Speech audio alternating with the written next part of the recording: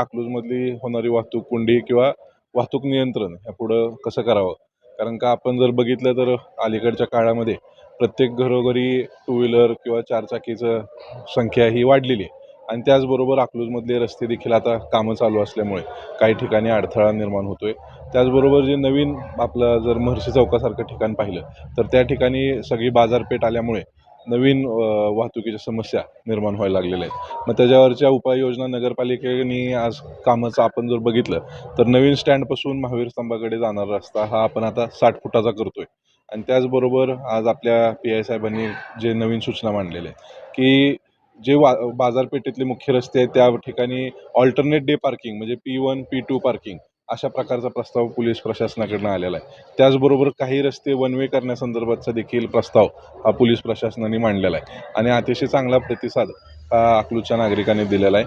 अतिशय म्हणजे आपण जर बघितलं तर खेळीमेळीच्या वातावरणात आजची ही सभा पार पडली. निश्चितप्रमाणे भविष्य काळामध्ये या सगळ्यावर आम्हाला नियंत्रण आणण्यासाठी प्रयत्न करायचा. प्रशासकीय अधिकारी सुद्धा आज आपण जर बघितलं तर ह्या वाहतुकी संदर्भातचे विषय सगळे प्रशासनाबरोबर चर्चा केलेले आहेत. प्रशासनाचे देखील अतिशय चांगल्या प्रकारचा प्रतिसाद आहे. मग त्यात RTO कार्यालय असेल, पोलीस प्रशासन असेल, PWD प्रशासन असेल, ह्या सगळ्याच प्रशासनाच्या अधिकाऱ्यांनी त्यांच्या त्यांच्या विभागातले जे जे काही सहाय्य लागेल ते करण्याचं दर्शवलेलं आहे.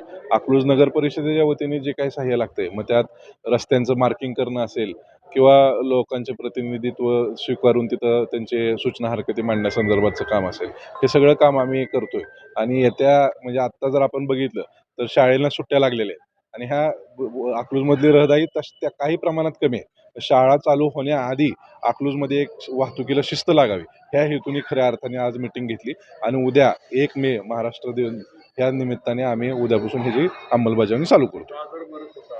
त्याचं नियोजन आपण चांगलं केलं, मात्र लोक अद्याप रस्त्यावर बसतात असं एका नागरिकाला सांगितलं. त्याविषयी नवीन नियोजन काय करणार आहे? आपण जर बघितलं आपल्या नवीन बाजारतळी येथे आपल्या अकलूजचा आठवडे बाजार भरतो आणि त्या ठिकाणी अकलूज नगर परिषदेने जवळपास ₹1.25 कोटी खर्चून एक प्रशस्त अशी इमारत तिथं नवी बाजारासाठी उभा केलेली आहे. परंतु काही प्रमाणामध्ये जे बाहेरगावहून शेतकरी येतात त्यांचं जे मुख्य रस्ता आहे बायपास म्हणजे जयसिंह चौकाकडून गांधी चौकाकडे जाणारा रस्ता तिथं बसायचं ठिकाण झालेलं आहे.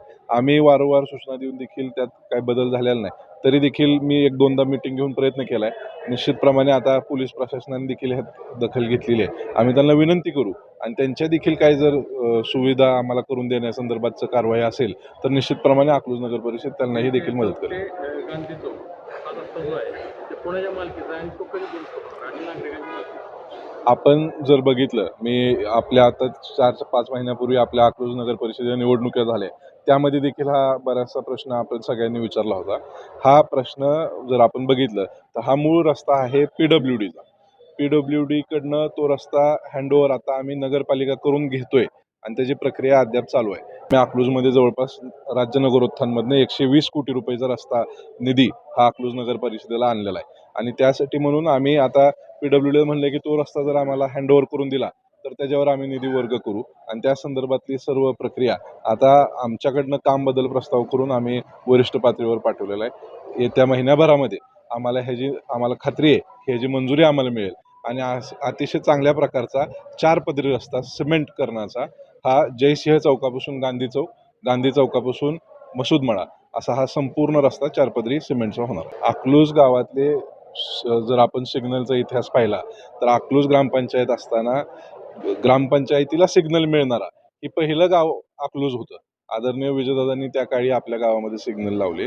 तेव्हापासून नंतर मी सरपंच असताना मीच त्या सिग्नलचं रिवाईव्ह करून पोलीस प्रशासनाच्या ताब्यात दिले. आत्ता देखील ते सिग्नलची जर परिस्थिती बघितली तर चालू सिग्नल आहे. परंतु पोलीस प्रशासनाकडे आवश्यक तेवढा फोर्स नसल्यामुळं तिथं ते नियंत्रण करणारे लोक नाहीत. आत्ता आपण जर बघितलं PI साहेबांनी त्यांच्या मनोगतामध्ये सांगितले की आम्ही काही होमगार्ड पोलिसांच्या मदतीला देतोय आणि त्यांचा जो काही खर्च असेल तो नगरपालिका उचलते. मग त्यांचे 5 पोलिस ट्रॅफिकची अधिक हे 5 होमगार्ड असे 10 लोकांची टीम बनवून ह्या सगळ्यावर आम्ही नियंत्रण करण्याचा प्रयत्न करणार.